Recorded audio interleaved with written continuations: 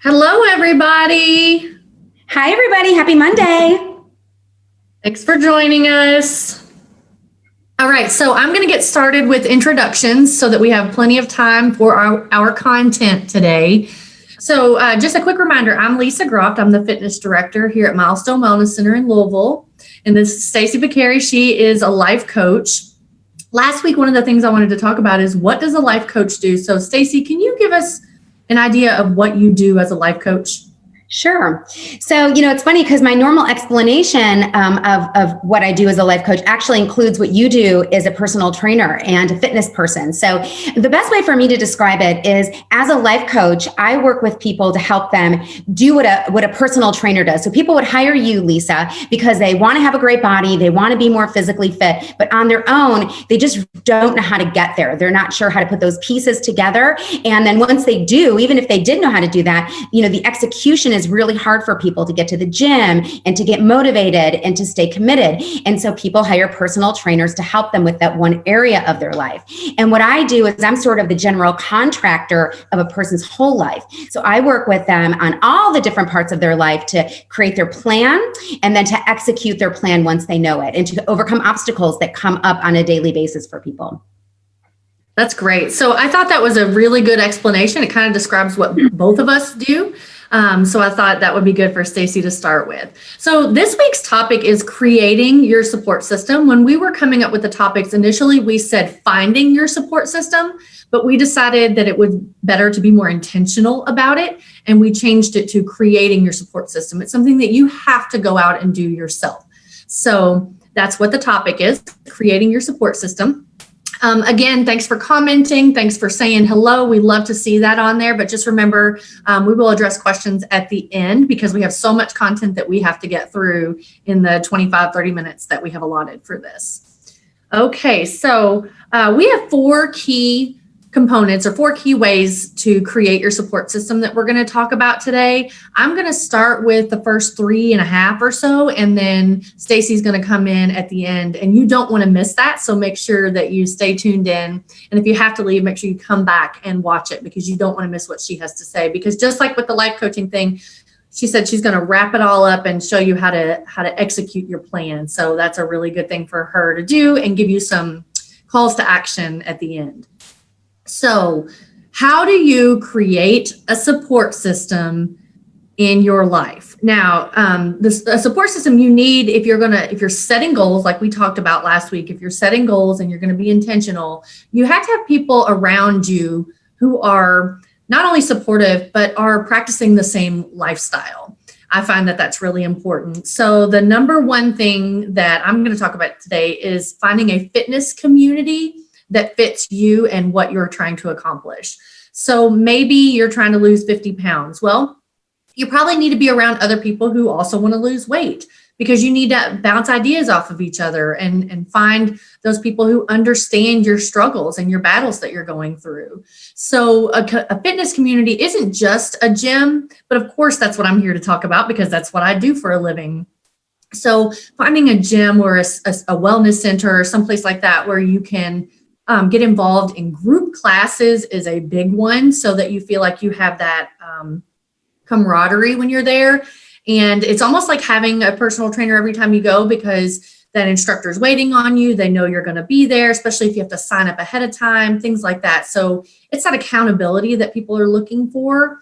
And there's your support system is your group of friends who you normally take classes with. I can tell you that people generally take the same classes over and over again. So you will get to know people in there, and that's a big support system for you. By the way, I'm looking at my notes so I don't miss anything important. Hiring a personal trainer is a really good way to find or create a support system. A lot of times people think of personal trainers as somebody who's going to run them into the ground or work them really, really, really hard or, you've seen it on TV. I don't want to name any names, but you've seen it on TV when the trainers are really, really hard on clients. I can tell you that is not what's happening in the gym setting. We are supportive. We're helpful. We're holding people accountable. I always joke and say, if it wasn't for lack of motivation, I wouldn't have a job. That's what I do. I help motivate people. I get them into the gym and I get them moving. So Stacy can probably attest to that as well. So people need to be held accountable, and that personal trainer can help with that. And they are going to be your biggest advocate when it comes to creating your support system. They're going to be your biggest support system. And finding a gym buddy. Here's an important thing to remember, though. Whoever your gym buddy is, I always joke about this, but there's truth to it, has to be either more motivated or the same amount of motivated as you. Unless you're not motivated at all, then you don't want somebody who's the same amount of motivated as you. But you don't want a gym buddy who you're going to call every time you want to go to the gym and say, hey, you want to go to the gym today? Or what days you want to go to the gym this week? And they'll be like, I don't really feel like going. That's not a good gym buddy. It has to be somebody who is excited about it and is going to follow through. Because you're going to lose your motivation too if your gym buddy keeps blowing you off or telling you no. So make sure that your gym buddy or partner is very motivated as well. Sometimes you can do like partner training with a trainer. So if you have a friend who is your gym buddy and you want to get going, you can hire a trainer for a couple of sessions to get you going, and then you all can keep that momentum going on your own. So just think about things like that, of ways to create that support system with a community, a fitness community.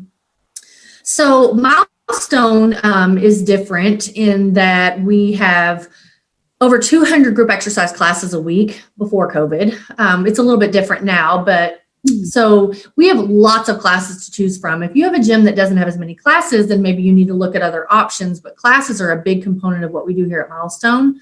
And we're also a wellness center. So a lot of our things that we offer here are very different than what you might see in a big box club. I'm not knocking them. It's just kind of different in how we differentiate ourselves between the rest of the gyms in the community. So what do you do if you don't live in Louisville? Well, look for the name Wellness Center in the name of your gym, if there is one in your city, or one that's hospital affiliated is always going to be a little bit more wellness center geared driven rather than a big box gym. So, if you have any questions about that, you could always reach out to me or Stacy, and we could kind of lead you in the right direction on how to find the right gym for you, how to hire the right trainer. You want to make sure they're credentialed and that they're not just some fly by night person who just likes to exercise. You want somebody who has experience and has a certification in the right field, things like that, which I won't go into today. But make sure that your support system and your fitness community is doing the right thing. And I did want to briefly touch on COVID, what we're doing differently at Milestone. Of course, we're going above and beyond with cleaning, and the equipment is spaced out. So don't let fear be a reason why you're not going to a fitness center. Go check them out, see what they're doing first. I can tell you that at Milestone, we are making people wear masks because it's the mandate here in our city. We get a lot of negative feedback. I really can't breathe in this or whatever. Yes, you can. I don't want to come to the gym because I don't want to have to wear a mask. You'll be fine. Plus you'll be safe. And so we at Milestone are following all the protocols to keep our members safe and our staff safe as well, because we want to be able to come back to work every day. So, okay. So that is topic number one. And I don't want to harp too much because Stacy does have a lot to talk about too. But topic number two is, I lied. I'm not going to do the second. Oh, Lisa, you had me panicking. It's next week. The first topic, Stacy's going to do the last three. You still don't want to miss what she has to say, all right? So you should have stopped me. No, that's totally okay. But now everyone's going to have to deal with me talking even faster than usual. Even faster because she's got to go. Okay, so again, that fitness community is, again, what I focus on and what is my expertise. But the next three are the things that Stacy's going to focus on and her expertise. And I'll chime in every once in a while. So Stacy, take it away. Great. Thank you, Lisa. So we're talking about creating your support system today. And the first thing I want to do is sort of in the first session, before we jumped into talking about getting motivated for the new year, I'm a really big advocate of pausing and being deliberate and intentional before one takes action. And so just like last week, we talked about creating a word of the year and setting goals. This week, as we talk about creating your support system, I want to pause with each of you to be sure that you know what support you need. And that may seem obvious, right? Like everybody needs support and people talk about it freely. But oftentimes in my practice, I notice that people haven't actually defined what support they need. And as a result, it's hard to get something or even ask for something if you're not exactly sure what that is. So the first thing I want to do is encourage everybody to sit down. I'm a big advocate of pen and paper, whether that's just a notepad on your keyboard or in your journal, but really sitting down to think about like what support do you need? Is it logistical? Is it emotional? Is it mental? Is it financial? But to really articulate what those areas of support are. And so by doing that, it's like a roadmap. It's a roadmap to knowing where you need to go and who you need to ask for, yourself included, on what support you need, and then manifesting that. So that's the first thing I want to do, is just raise awareness that we need to pause first and think about our support. So the second, the first category of support that most people think of when they think of being supported is family and friends. And I guess I just want to echo what Lisa was saying about a gym buddy, because this is really important. Like, who we associate and align with is one of our biggest decisions that we can make in our lives to support ourselves in being the best version of ourselves. Keeping positive company fosters and draws out positive energy in us. Being with people that are energized and feel passionate about life will help draw that passion out in us also. So it's really important to choose your support system in a way that supports what it is that you need, back to that first exercise. Now, a lot of people say, well, that's great in theory, but what happens if my spouse, or what happens if my kids, or what happens if my best friend or my mom or siblings are negative? Like, do I just ditch them? And of course, the answer is no, you don't ditch them. But by knowing more specifically what you need in terms of support, it does allow you to go to them and ask for very specific things. So if somebody tends to lean negative and you just get sucked into their vortex because you're not mindful, this allows you to have a little bit of distance with them around the negative things and be more specific about your requests of them regarding the positive things. And then more specifically, it's really important on the home front to have your space supporting you, to make sure that your physical space is cleared up. We talked a little bit about that last week. But it's also important to be on the same page with your family about screen time and food in the refrigerator and the clutter in the house. And so my advice for you is that, to the extent that you can have a very heartfelt, loving conversation with your family members to support your needs and having those things work, I encourage people to do that. And similarly with friends, I coach a lot of clients on how to have tough conversations with their friends and of course family too, being more positive. So these things can be done, just like Lisa was saying, that like, yes, you can breathe through a mask, and yes, you can do this through COVID. You can definitely elevate your support system by asking for what you need and you want. So that's the first one, family and friends, and knowing what you need, turning to them and asking for that support.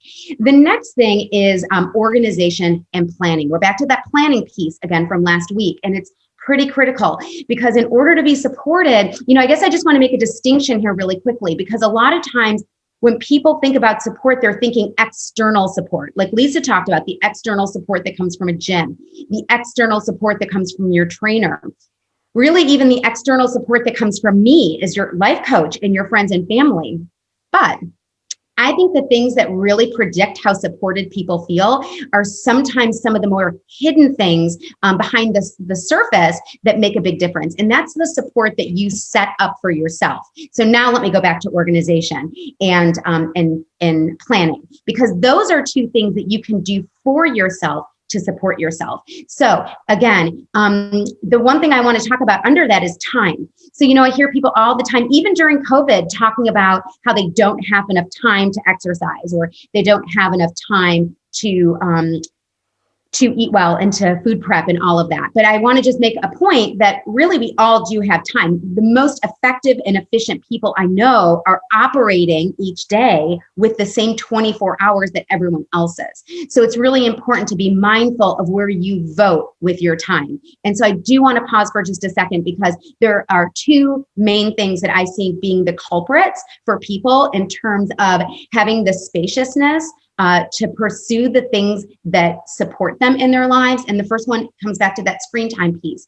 People get really sucked into social media, of course, as we know, and just being on their computer in general, not knowing how to fill their time productively. And so they just end up in this vortex of comfort, which is to just be on their screen and Google things and read things that really aren't adding to the quality of one's life. So first thing we need to do is have a daily audit of what our screen time is and hold ourselves accountable to reducing that screen time. That's number one.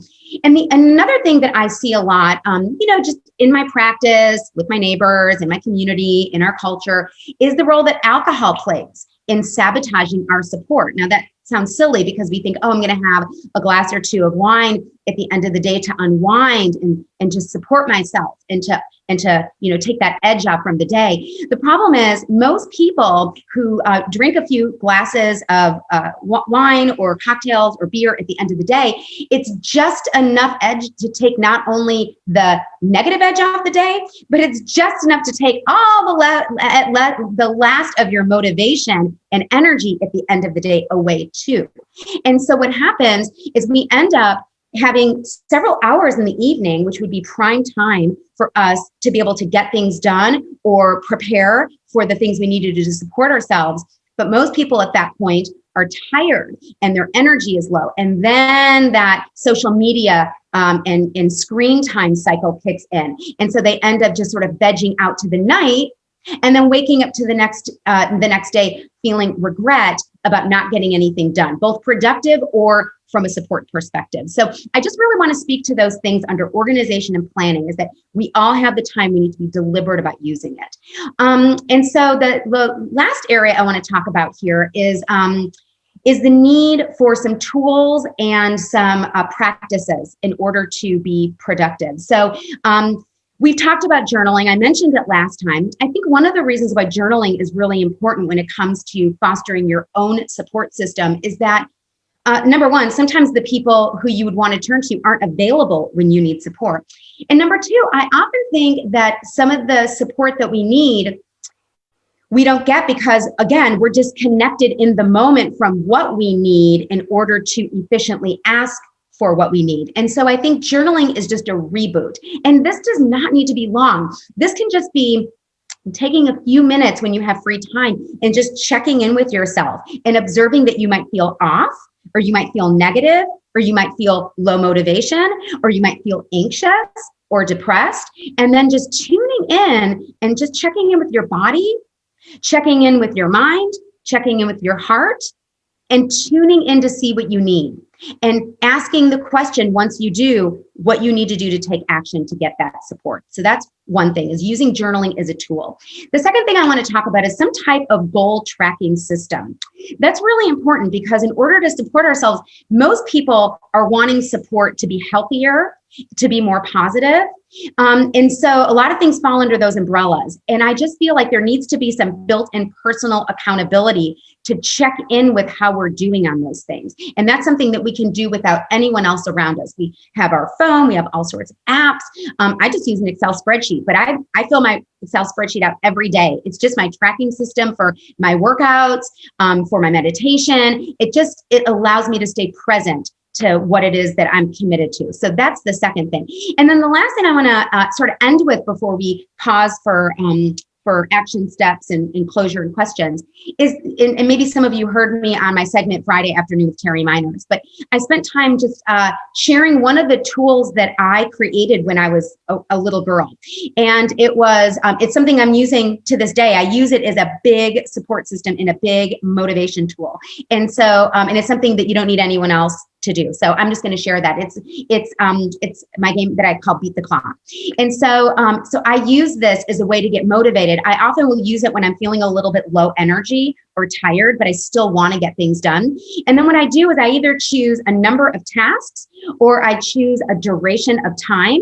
And what I normally do is I tend to put on really loud music when I'm about to play, and then and to use that as some extra motivation to get my body going. And then I will just look at the clock, and it's the same lying in bed, and it's gray and cloudy, and I'm tired, and it might be 6:30 or 6:25.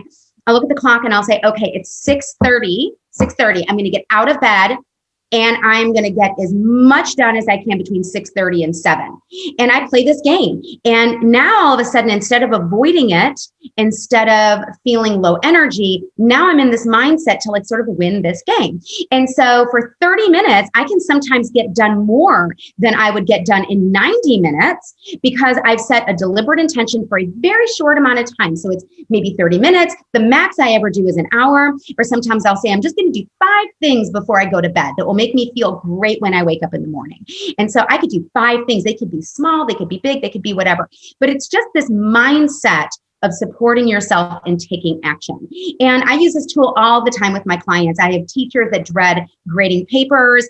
I have people that need to clean a garage and they would rather slit their throat. I mean, it works in all these different contexts. And it's a great way for you to be less dependent on external motivation and access more motivation yourself when you need it. So that's all I'm going to say right now, because I think we're actually right on time for our 20 minutes. And so I know we wanted to leave 10 minutes. We have more to say, but we wanted to make sure that we left it for some closing remarks. Lisa, I know you want to make about action steps. And then if anyone has any questions, they want to type in or ask. Yeah, so quickly, there's a meme that I saw on social media of all places that said, I get more cleaning done in the 10 minutes before someone comes to my house than I do the whole week leading up to that. It's that same concept of beat the clock. Totally. So again, at the end, if you guys have any questions, please type them in the search bar. In the question comment bar there, and we'll get to them. But at the end, we like to talk about what we call calls to action. What are you going to do this week based on what you learned? And, what can you do to start creating a support system? So, of course, mine are very obvious. Again, join a gym, hire a personal trainer, hire Stacy. Those are very obvious things that you can do. That we call calls to action. But maybe joining a gym isn't for you, or you just don't feel comfortable right now. So what can you do personally for your health and wellness and for your fitness that is exercise related? Maybe you start going for walks around your neighborhood, things like that. So think about that. So Stacy, what are some calls to action for you? Okay, well, just to kind of reinforce some of the things that we talked about today, the first thing I would do is many things, as I've said, that I think are really important and correlate to support and success. I actually think the first one is checking in with your needs. That is something there are at least a dozen conversations a week I'm having with people to either help them think about their needs for the first time with new clients or helping them reconnect with their needs when they're off.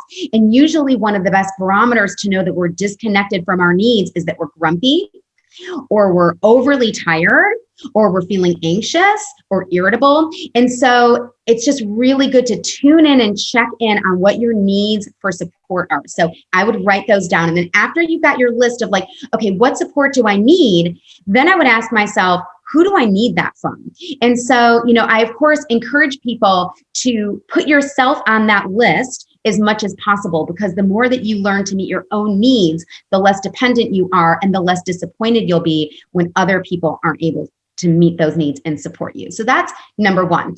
And then number two, I just want to encourage people. I know it was on the action list last week, but I suspect this may end up on the action list multiple times because, we're doing a series on living your best life. And it's really hard to live your best life if you're disorganized and if you don't plan.